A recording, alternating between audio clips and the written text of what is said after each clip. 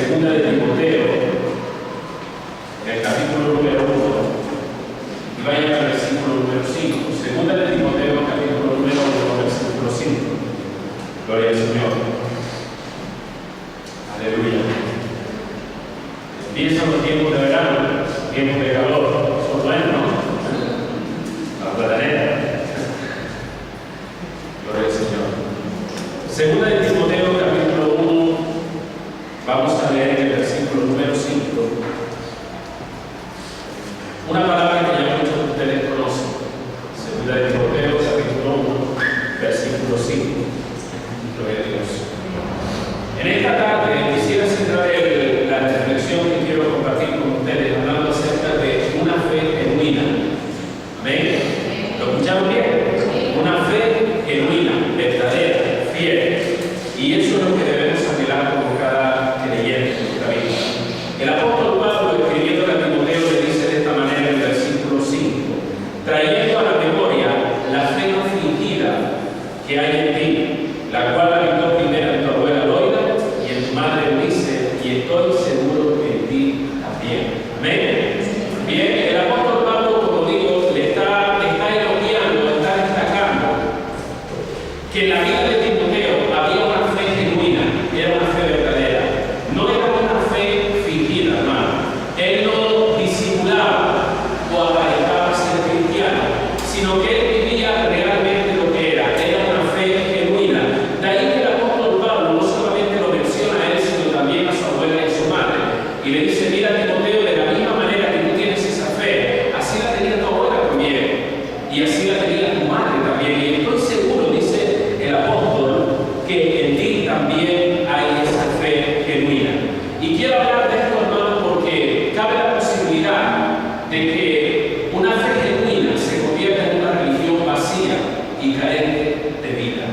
Y es importante que cultivemos en nuestra vida esa vida de fe y que sea algo verdadero, que no aparentemos ser cristianos, que no vivamos una religión más, pero luego nuestra vida es otra cosa diferente. No es así, hermano. Nosotros debemos vivir una fe genuina. Y Cristo vino a este mundo, y todos lo sabemos porque lo enseña la palabra de Dios. Él vino con el propósito divino de nuestra redención. Él murió en la cruz del Calvario para redimirnos a ustedes del pecado y a mí también. Él pagó el precio de nuestro pecado en la cruz del Calvario, derramando su sangre, hermanos. Ese fue el propósito principal de la primera venida de Cristo a esta tierra, que usted y yo fuésemos salvos. Pero su propósito es mucho más amplio. También el Señor Jesucristo, como parte de su propósito, nos dejó su enseñanza, nos dejó el Evangelio, que sirviera para nosotros como una guía o una brújula. ¿Saben lo que es una brújula, verdad? Ese aparatito que nos ayuda a orientar dónde está el norte, el sur, el este o el oeste. Y cuando alguien está perdido por ahí, agarra la brújula y esa brújula le orienta, le ayuda a saber cuál es su posición y cuál es el camino que tiene que seguir. De la misma manera, la palabra, las enseñanzas que Jesús nos dejó, sirven como esa brújula que nos ayuda a buscar el camino hacia Dios. A través de la palabra, hermanos, nosotros aprendemos a conocer a Dios, pero también aprendemos a vivir como hijos de luz en este mundo de tinieblas. La palabra nos dice que el mundo está en tinieblas, está en la oscuridad, y estoy hablando simbólica o espiritualmente. Habla de la condición de pecado en la que se encuentra la sociedad. Y nosotros hemos sido llamados a vivir una clase de vida diferente. Una vida diferente que nosotros podemos encontrar a través de la brújula, a través de las enseñanzas de la palabra del Señor. Amén, hermanos. Y eso es lo que llamamos una fe genuina, una fe viva. Pero escúcheme bien y no se me distraiga mientras estoy hablando. Como en todas las cosas en las que los hombres metemos la mano, lo que se supone debía ser una vida plena y abundante, lo hemos convertido en ocasiones en una religión vacía, formalista y cargada de reglas y cargada de conceptos que no nos llevan a ningún lado. Y a veces, no puedo decir que siempre, pero hay veces, aún en el mismo pueblo de Dios, que en lugar de vivir en la libertad que Cristo nos dio en la cruz del Calvario, muchos creyentes están atados a mandamientos de hombre, que los tienen cargados, tristes y afligidos en este camino de la fe. Y saben que en España sabemos mucho de esto. ¿Por qué sabemos mucho en España de esto? Porque vivimos en un país que siempre estuvo influenciado y dominado por la religión. Se dice, hermanos, que en España, y dicen nuestros abuelos, que quien mandaba no era el alcalde del pueblo, sino el cura del pueblo. Vemos la influencia de una determinada religión en todas las esferas en el pueblo español. Te lo ves en el colegio, lo ves en el ejército, lo ves en cualquier parte. Hay una influencia y un dominio que la religión ejercía sobre la sociedad. ¿Y saben qué? Eso ha provocado algo. Ha provocado que muchas personas hoy huyen de las iglesias. No quieren acercarse a las iglesias. ¿Por qué? Porque tienen el concepto en su mente, la idea en su mente, que la iglesia son lugares donde se les culpa en lugar de donde se les ayuda. Que las iglesias son lugares donde se les señala con el dedo y le dice, tú hiciste tal cosa. Y la persona, en lugar de sentir la libertad de venir a Cristo para pedir perdón por sus pecados, se siente culpable, se siente humillados. Por eso mucha gente huye de las iglesias, porque tienen el concepto que cuando entran por esas puertas, lo que le vamos a dar es un listado de reglas que tienen que cumplir, o un listado de prohibiciones donde le decimos, usted no puede hacer esto, no puede hacer esto y no puede hacer lo otro. Y la gente, en lugar de acercarnos a Dios, ¿sabe qué hacer? Nos alejamos de Dios. Como creyentes en Jesucristo, tenemos que tener cuidado para no dejar que la vida de fe a la cual Cristo nos ha llamado en su palabra, que esta vida de libertad, no de libertinaje, porque no quiero que usted me malinterprete, hermano. Una cosa es la libertad y otra es el libertinaje. Esta vida de libertad que Cristo nos ha dado en su palabra, cabe el peligro de que se pueda convertir solamente en un puñado de reglas religiosas carentes de vida, hermano. Hay que tener cuidado con eso. De ahí que siempre tenemos que estar cerca de Dios, porque el peligro está ahí. Podemos comenzar bien. El apóstol Pablo le dijo en un momento determinado a los creyentes de Galacia, ustedes empezaron por el Espíritu y van a terminar en la carne. Empezaron a caminar bien, pero se han abandonado, se han descuidado de lo que es el verdadero Evangelio de Jesucristo. El peligro de convertir este camino de la fe en una religión vacía está siempre acechándonos en la esquina, hermano. Y saben que esto no es algo del siglo XXI, porque la gente dice, bueno, es que con el modernismo, es que la sociedad es tan corrupta, de alguna manera esto se propicia. No, olvídese. Esto no es algo nuevo del siglo XXI. Ya incluso en los tiempos de Jesús, él mismo tuvo que afrontar este asunto con los grandes religiosos de la época, que habían convertido la ley de Dios en una religión vacía, inútil y carente de vida, hermano. Y quiero ver en esta tarde un par de acciones que el Señor Jesucristo tuvo que confrontar en ese momento, que mataban la fe de las personas y les hacían caer en una religión vacía y carente de vida. Son dos cosas que resaltan de la palabra. Pueden haber muchas más.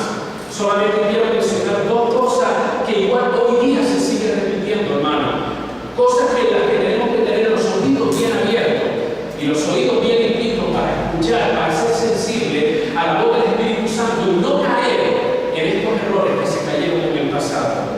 Me gustaría que me acompañaran con su Biblia en el Evangelio de San Mateo, capítulo 23. Vamos a ver la primera cosa, la primera confrontación que Jesús, o una de ellas, que Jesús tuvo con los religiosos de la época. Mateo capítulo 23.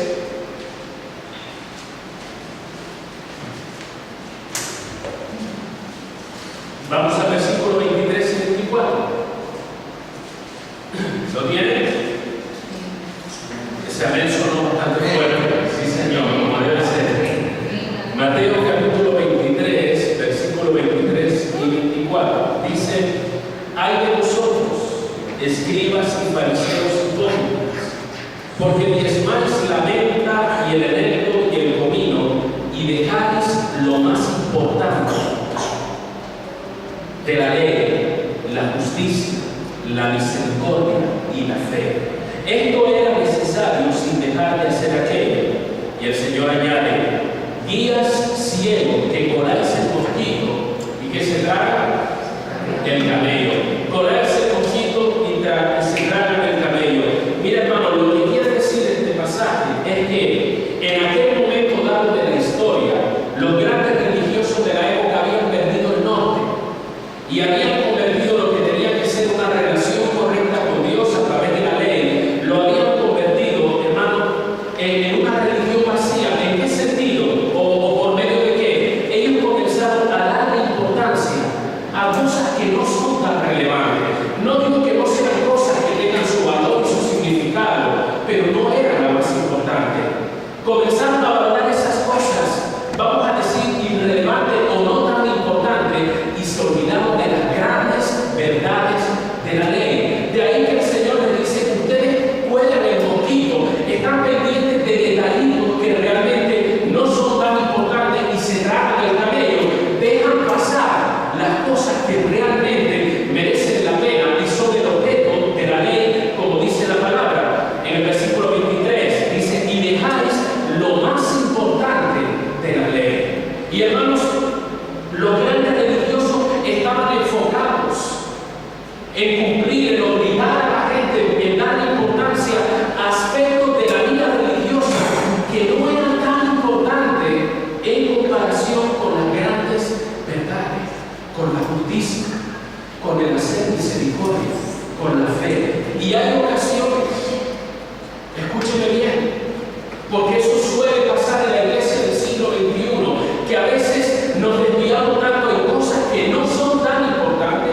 Yo no estoy diciendo que no tenga su valor, no estoy diciendo que esas cosas no ocupen un lugar dentro de la fe, pero no son las más importantes, hermano. Y a veces como iglesia enfocamos esas pequeñas cosas irrelevantes como si fuera lo más importante y nos olvidamos realmente de aquellas cosas que sí tienen un valor eterno, de mostrar misericordia a la gente. Nos olvidamos de las grandes verdades de la fe, nos olvidamos de la justicia y de toda esa serie de cosas y nos enfocamos en otras que no son tan importantes. Y usted dirá: ¿cómo qué? Mira, hermano, a veces, si esto lo he dicho muchas veces y lo volveré a repetir, y a base de repetir usted lo va a aprender. A veces, y no digo que esto sea siempre, de ahí que estemos hablando para no cometer los errores de siempre, exaltamos, le damos una importancia excesivamente grande a cosas como dones, ministerios, que son cosas que la palabra de Dios nos habla, y ponemos todo el enfoque en que eso es lo más importante. Pero ¿saben qué? Nos olvidamos de mostrar amor hacia la gente, nos olvidamos de mostrar misericordia. Ponemos y decimos: no, es que Dios puede sanar, es el don de sanidad, el don de profecía, esto y lo otro, pero luego desprecias a tu hermano que está a tu lado y te pones enfocando esa cosa como si fuera lo más importante. ¿Saben que ese fue un problema en la iglesia de Corinto? Ellos tenían todas las manifestaciones de los dones, pero Pablo le dice: ustedes no tienen amor ninguno, ustedes se desprecian el uno al otro, ustedes tienen envidia, tienen celos entre ustedes. Sí, tienen los dones, hablan de lenguas, hay profecía, hay sanidad, pero ¿y qué? Y en medio de ese contexto el apóstol Pablo dice: yo les voy a mostrar un camino más excelente. ¿Y sabe cuál es el camino? El camino del amor. Y Pablo los llama a amarse los unos a los otros. Pablo los llama a tener misericordia el uno con el otro, a respetarse. Esas son las grandes verdades del evangelio, hermano. Pero a veces nos olvidamos, porque lo espectacular nos llama la atención. Nos llama la atención alguien hablando de lengua, lo cual es bíblico porque lo dice la palabra. Nos llama la atención alguien diciendo una profecía, orando por un enfermo, eso es bíblico, lo dice la palabra. Pero ¿saben qué? Eso no es lo más importante, porque los dones un día se acabarán. Cuando estemos en la presencia del Señor ya no hará falta. Pero el amor, la misericordia, el mostrar respeto por las personas, el tener un corazón misericordioso y compasivo con la persona que está pasándolo mal, eso pareciera que no es tan importante porque no llama la atención. ¿Qué estamos haciendo entonces? Estamos convirtiendo una fe genuina en una religión vacía. sin sentido, hermano. A veces estamos más pendientes de la manera de vestir de una persona que de su corazón. Por esas puertas puede entrar cualquier clase de persona. Puede entrar un borracho, un drogadicto, puede entrar cualquier persona maleante, un pancho que viene con la cresta en su cabello, con el pelo de 20 colores. Y a veces, cuando entra a la iglesia, en lugar de darse cuenta o sentir que lo apreciamos, se sienten rechazados. ¿Por qué nos miramos de arriba abajo y le hacemos una radiografía al momento? La persona se siente culpable porque no encaja en el ambiente nuestro. Esa es la aceptación que encontramos. Porque nos fijamos más en la manera que va a vestir. Nos fijamos más en el color que tiene en el pelo que en su corazón que está necesitando. Y en lugar de tratar con esa persona y buscar o ayudarle para que su corazón conozca al Señor Jesucristo, le tratamos primero de cambiar la vestimenta. Y yo no digo que se debe vestir de cualquier manera, no, la Biblia dice que con pudor y con decoro, hermano, hay que vestirse. No se trata de vestirse de cualquier manera enseñando nuestro cuerpo a la gente, no es así. El decoro y el pudor es necesario en la casa de Dios. Pero ¿cuántas veces juzgamos a la gente por su forma de vestir? ¿Cuántas veces la gente se siente rechazada en una iglesia porque lo examinamos, lo miramos de arriba abajo? Y ponemos atención en cosas que no son tan importantes. No damos lugar primero a que Dios trate con su corazón. Enseguida nosotros queremos hacer nuestra obra antes de que sea Dios quien hace la obra en la persona. Y le decimos cómo tiene que hacer o cómo no tiene que hacer. ¿Cuántas veces, hermanos, queremos ser tan espirituales, condenando el pecado de las personas que nos olvidamos de mostrar misericordia? Y yo digo con esto, hermano, que no haya que señalar el pecado. El pecado hay que señalarlo. Y más interesado que cuesta a Dios. Porque la Biblia dice que el Espíritu Santo convence de qué. Dígalo en voz alta. Convence de pecado. Pero a veces uno quiere hacer la obra de Dios. Cosa que no nos toca a nosotros. Y enseguida le ponemos el dedito a la llaga a la persona.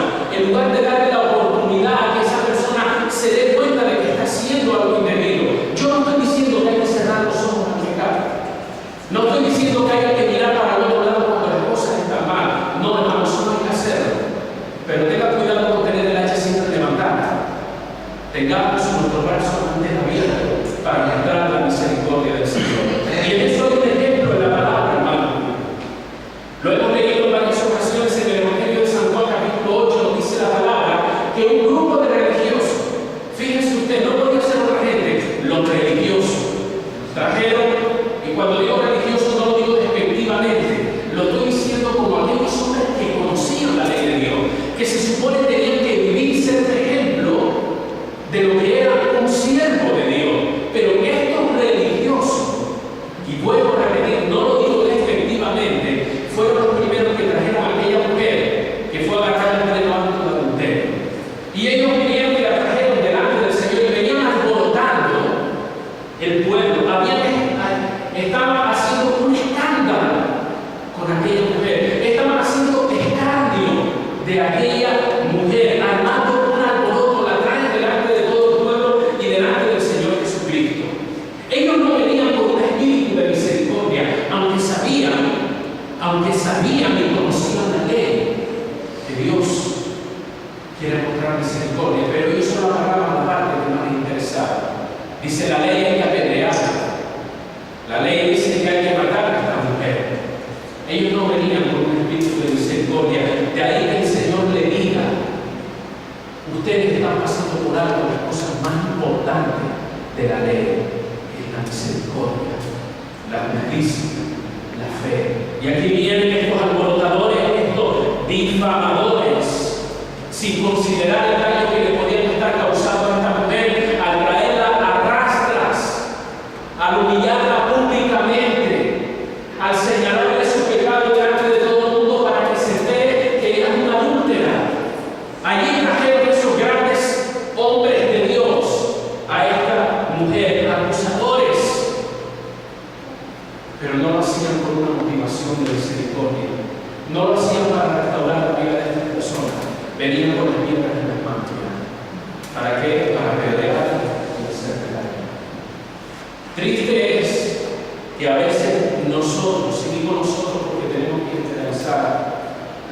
cristianos somos los primeros en condenar y no en mostrar misericordia. Y cuando llegamos a ese punto en nuestra vida, es que lo que se supone tiene que ser una fe genuina se está convirtiendo en una religión vacía, solamente cargada de reglas. Estamos pendientes del cumplimiento de este punto y de este otro. Y hermano, yo no digo que no haya que obedecer, hay que obedecer la ley de Dios. Pero no nos olvidemos, no perdamos el espíritu de la ley, que es el amor y es la misericordia. Jesús tuvo que confrontar esta situación. ¿Por qué? Porque ellos le daban importancia a cosas que no eran tan relevantes y se olvidaban de lo principal. Cuando la iglesia del Señor olvida lo más importante de la palabra de Dios y corre de las cosas que no son tan relevantes, está en un declive espiritual, hermano.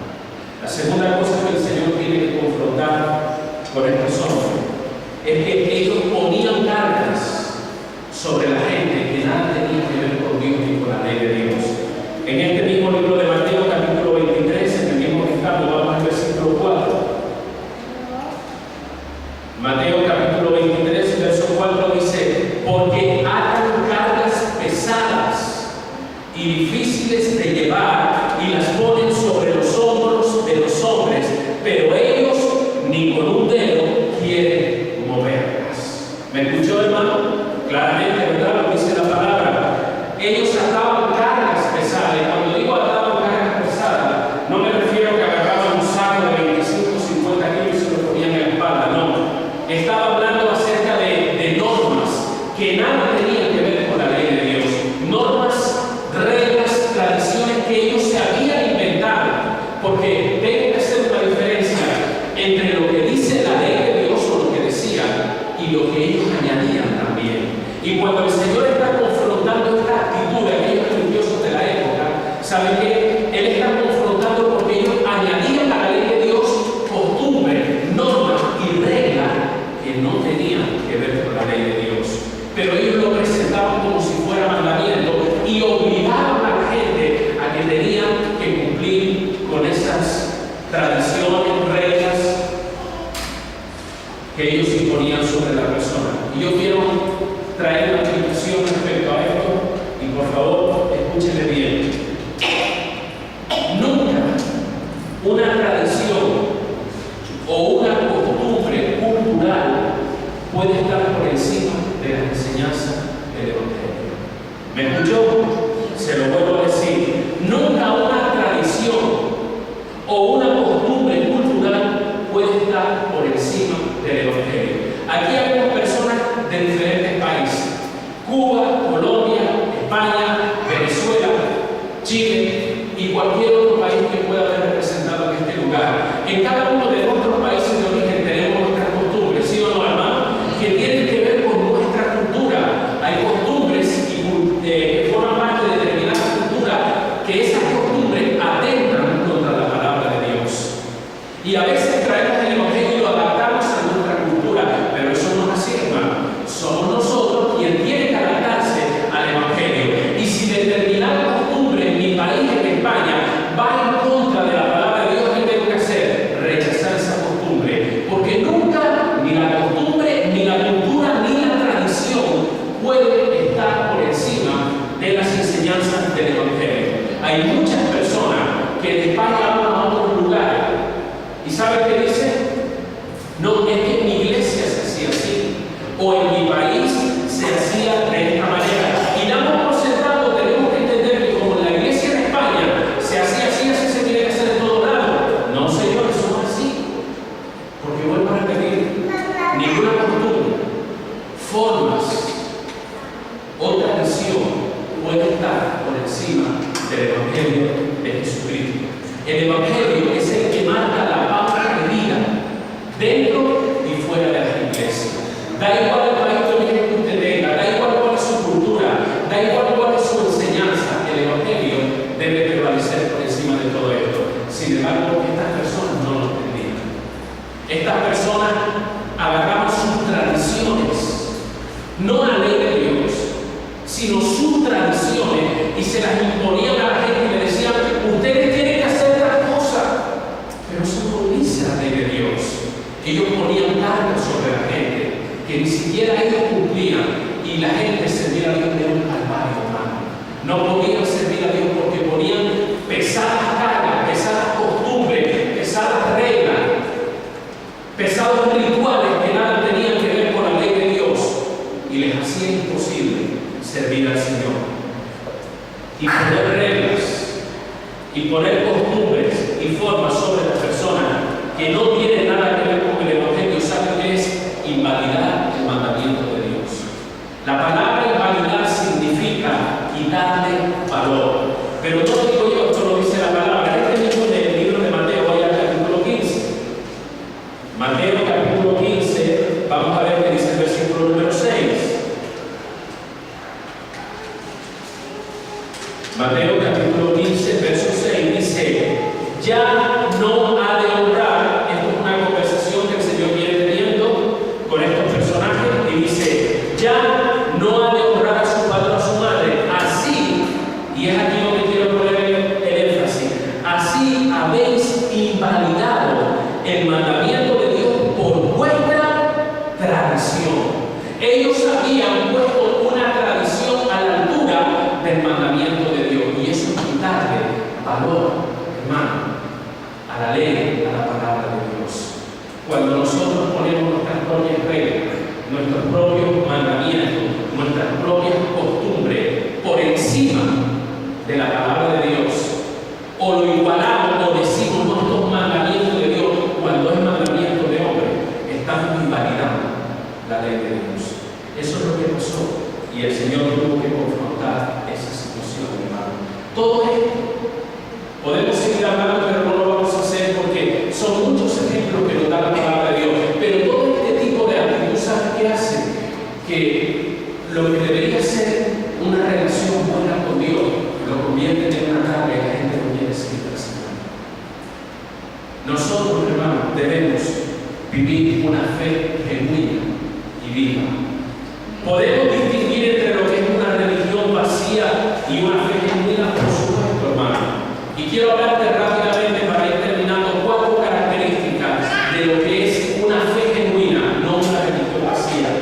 Una fe genuina se manifiesta, número 1, cuando tú desarrollas una relación personal con Dios. Juan 17:3 dice la palabra: esta es la vida eterna, que te conozcan a ti, el único Dios verdadero, y a Jesucristo, a quien has enviado. La palabra nos llama a conocer a Dios, hermano.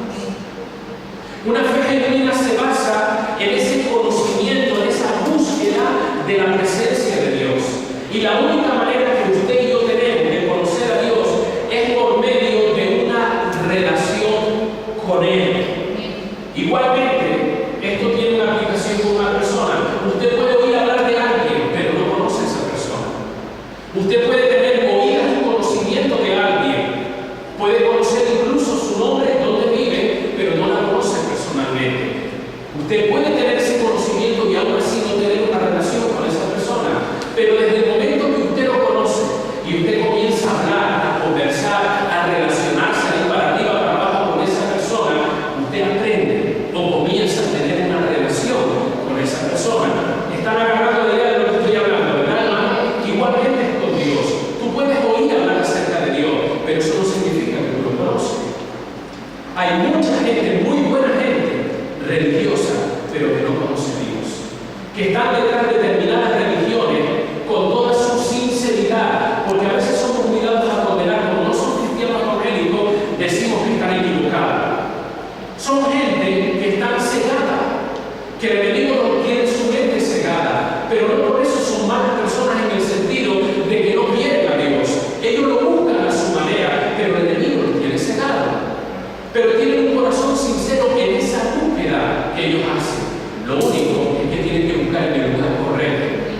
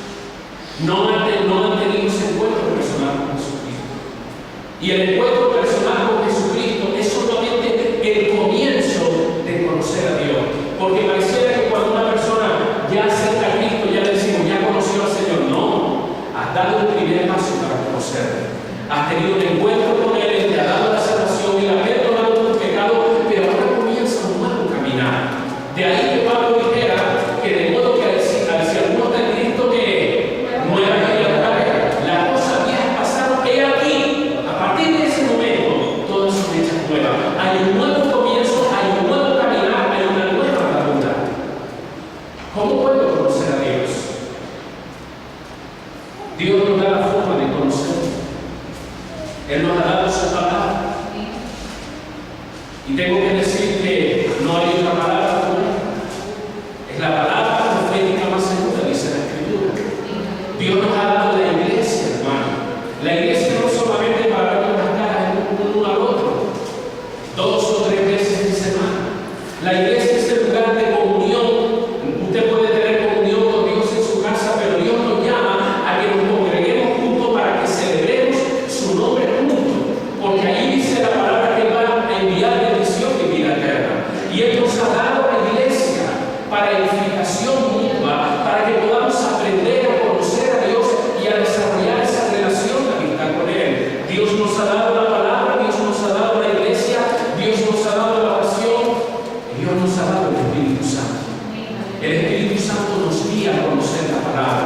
El Espíritu Santo nos impulsa a congregarnos juntos para adorar al Señor. El Espíritu Santo nos ayuda a interceder en nuestras oraciones, hermano. Y a través de esa serie de cosas y de un corazón abierto y dispuesto, usted va a desarrollar una relación de amistad con Dios. Eso es una fe genuina. Una segunda característica rápidamente es que una fe genuina se manifiesta cuando usted desarrolla también una vida de adoración. ¿Qué es lo que está buscando Dios? Adoradores que le adoren en espíritu y en verdad, dice la palabra. Porque cuando tú vas conociendo a Dios, hay algo que comienza a resurgir dentro de tu corazón. No es algo forzado, no es algo que te obliga, es algo que fluye, que el Espíritu Santo incita en tu vida, que es ese algo, adorar. Tu corazón comienza a adorar a Dios, porque le vas conociendo, tu amor hacia Él va creciendo y la adoración fluye, hermano, de tu corazón hacia Dios. Pero quiero decirte algo más. Lo he repetido en otras ocasiones y voy a decirlo una vez más. La adoración es algo más que canciones. La adoración es algo más que himnos o coros espirituales. Eso también y forma parte, pero la adoración es un estilo de vida. Es cuando todo lo que hacemos, lo hacemos para el Señor. Eso es adoración.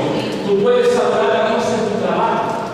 Tú puedes adorar a Dios en tu casa, en tus tareas domésticas. Tú puedes adorar a Dios avanzando ese mundo de mezcla, colocando esa estantería de mercancía, cuidando a tus hijos. Tú puedes adorar a Dios siendo un buen estudiante. Tú puedes adorar a Dios siendo un buen hijo, un buen padre, un buen esposo. Todo lo que hagáis, hacedlo de corazón, como para el Señor y no para los hombres, dice Colosenses 3:23. Y cuando todo lo que hacemos se hace para Dios, ¿sabe qué es eso? Adoración. Adoración. Y cuando tú vives una fe genuina, no la vives solamente dentro de la iglesia, la vives fuera de la iglesia. Y todo lo que tú haces, lo haces motivado por un amor al Señor. Y eso se convierte en adoración. La tercera cosa rápidamente, vivimos una fe genuina que se manifiesta cuando desarrollamos una vida que da fruto, hermano.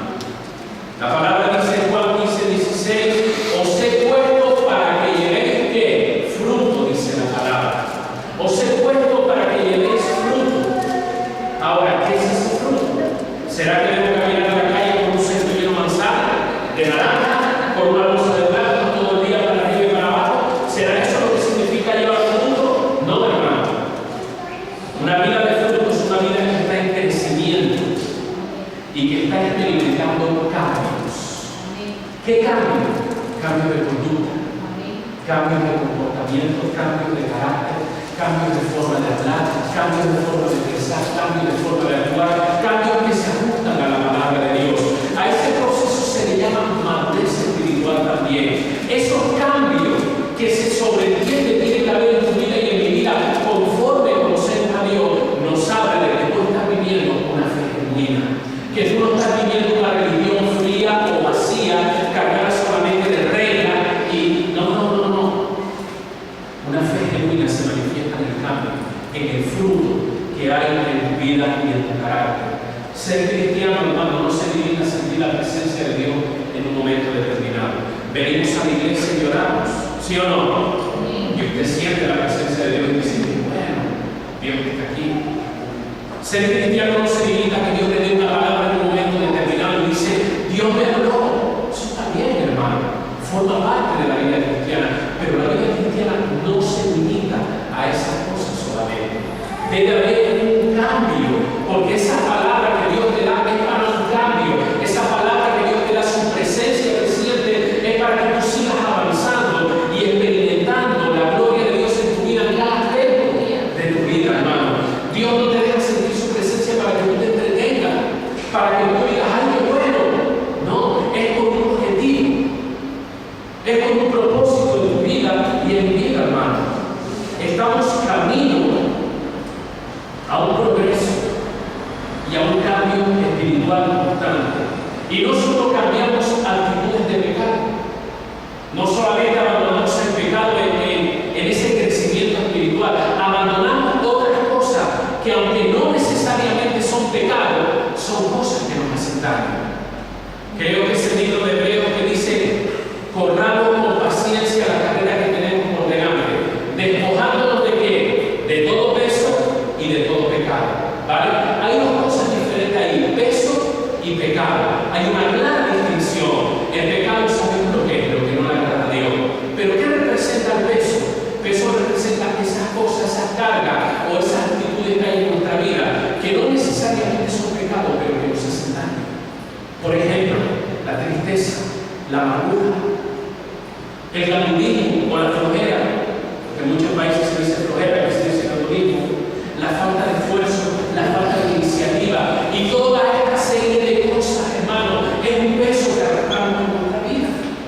Y eso hay que cambiar también. La obra que Dios está haciendo en tu vida no es solamente para liberarte del pecado, que ya lo ha hecho, sino de esas actitudes, de esos comportamientos que son dañinos en la vida y que hay que ir dejando esos frutos como resultado de una relación con Dios, de una fe genuina, hermano.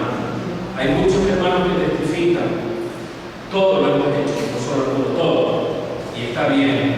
Y dice: yo antes era esto y ahora soy lo otro. Y gloria a Dios, porque Dios liberó a muchos de muchas situaciones, pero está bien esa parte, Dios está liberado, pero desde que eres cristiano, puedes decir lo mismo. Yo cuando era cristiano, aun cuando acepté al Señor en mis primeros años, yo caminaba de esta manera, pero ahora después de tantos años, yo camino de esta otra manera, porque he aprendido, he madurado. Lo decimos también, hermano, porque a veces solo nos quedamos en el recuerdo de lo que yo era antes de venir a Cristo y lo que soy ahora, y gloria a Dios por eso. Pero es que cuando viniste a Cristo, no se acabó, comenzó una nueva vida. Y esa nueva vida tiene que seguir cambiando, mejorando, perfeccionándose, madurando. Y no simplemente vivir en el recuerdo que yo era esto y ahora soy esto. Sí, eso está bien. Pero cada año que pasa, uno tiene que mirar y decir: he mejorado, he avanzado, he caminado en la fe, he madurado, o sigo siendo el mismo creyente de siempre. Tienes que analizar esas cosas también, porque una fe genuina es la que te motiva y la que impulsa a seguir cambiando y a dar fruto para el Señor. Amén, hermanos. Una última cosa, y con ella termino nuestra tarde. Cuando tú y yo vivimos una fe genuina, eso se manifiesta en que desarrollamos una vida de servicio a Dios. La palabra dice en Mateo 4:10: al Señor tu Dios adorarás y a Él solo servirá. Nuestro nivel de servicio habla del nivel de amor que sentimos a Dios. Es fácil para mí, y estoy convencido que para usted también, decir: yo amo a Dios. Otra cosa es demostrarlo. Amar de palabra amamos todo, yo el primero, amamos todo. Pero amar a Dios no es solamente palabras que a veces se les lleva bien. Amar a Dios se demuestra a través del servicio. Es una prueba, es una señal de amor hacia Dios. Lo que nos lleva a pensar de que si realmente yo estoy viviendo una fe verdadera, una fe genuina, esa se va a manifestar en que yo tengo una vida de servicio al Señor. Da igual si es pequeño o grande a los ojos de la gente lo que yo haga, pero yo estoy haciendo, estoy sirviendo, debes hacerlo para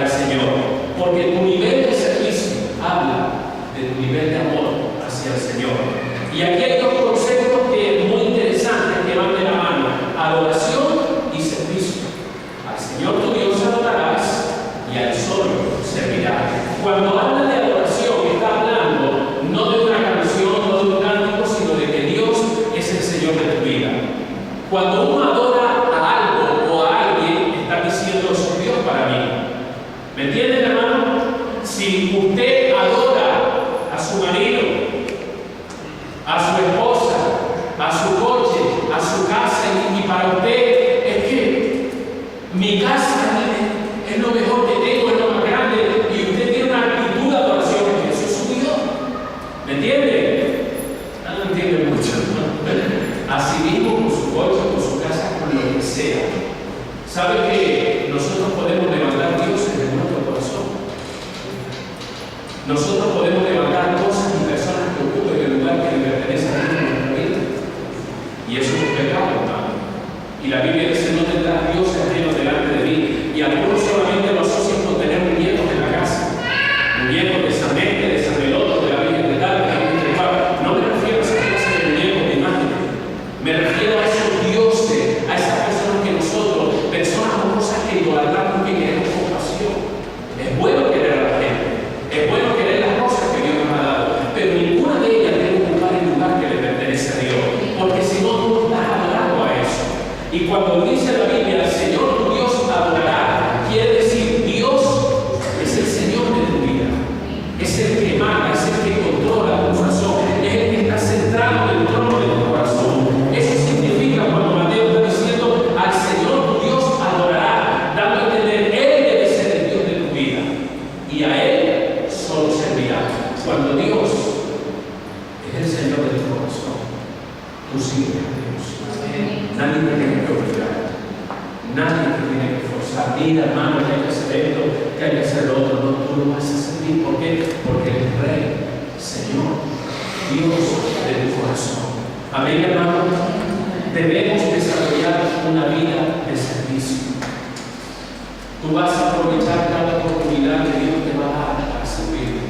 Y hermano, piensa, porque a veces es triste. Es triste, hermano, que hay creyentes que evitan cualquier oportunidad de servir a Dios.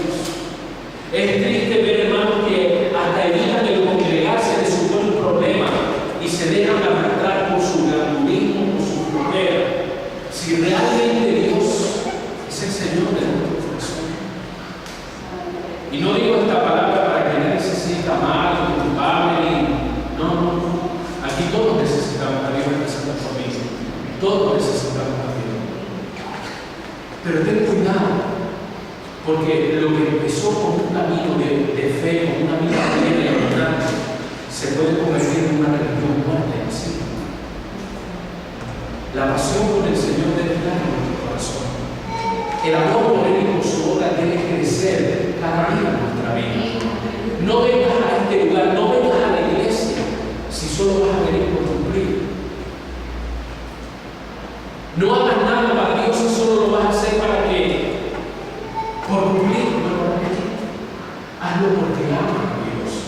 Porque si no, eso no tiene valor ninguno. Ya Pablo lo dijo: si yo diera un mi cuerpo para ser quemado y no tengo amor, de nada me sirve y nada soy. Tú empezaste un camino hace muchos años, tal vez. No importa el tiempo que haya pasado, años o meses, empezaste a caminar un camino, el camino de la vida eterna. Empezaste a andar en la senda de la fe, a pelear la batalla de la fe, como dijo el apóstol Pablo. Pero no dejes que el cansancio, el desánimo y mil cosas más conviertan esa andadura en una religión vacía, solamente cargada de reglas, de normas y de mil cosas más que no te acercan a Dios, sino que te están alejando.